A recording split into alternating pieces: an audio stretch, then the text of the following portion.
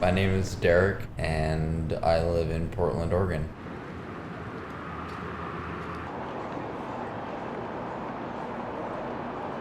I've been out here for probably 22 years, and Portland is a pretty city. It's an urban forest, so that's why we have all the trees and stuff everywhere, which kind of keeps the appeal.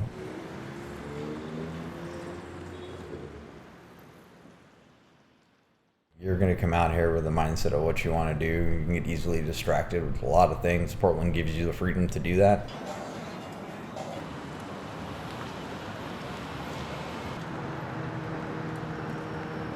You can almost get anywhere you want to go out here within a couple of buses, one or two buses, but fairly quickly. The transportation out here, I'd say, is probably grade A.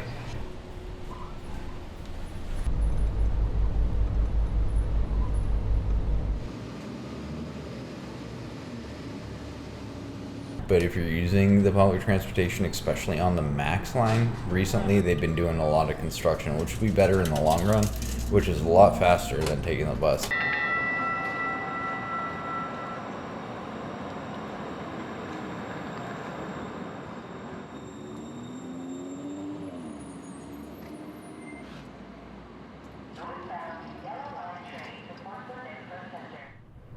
But right now the commute is pretty bad. But I know their intentions are to try to upgrade the entire line and to add additional lines to the blue, yellow, green line, red lines that they have out there. And the orange line, I think they're putting a new one up too. So I'm not sure what's going to end up happening, but in the long run, I think it's going to be good.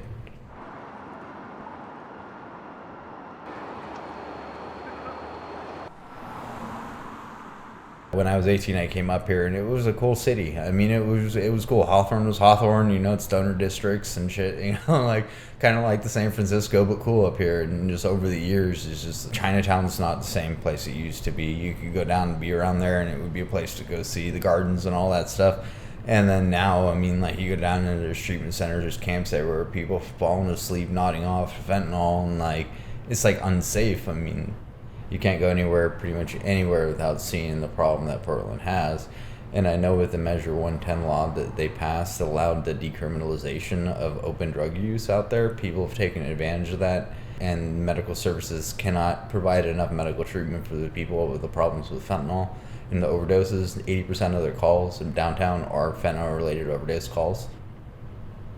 Homeless crisis out here is bad, and even building 10,000 new low-income housing for them is not really gonna change much when the inflation rate just jumped 3% in January. So everything is getting more expensive. Then people don't want to pay you enough money to even survive. So I mean, people gotta have a place to go. I mean, that's the catch-22 on it. You're building housing for people on low income, but you also got to get them like treatment to a point where they can afford stable jobs to live in these houses and the places that more people who are succeeding, the less tents that are out there. But at the same time, the tents are also the fact that people know that they're coming up here and they're going to get free resources.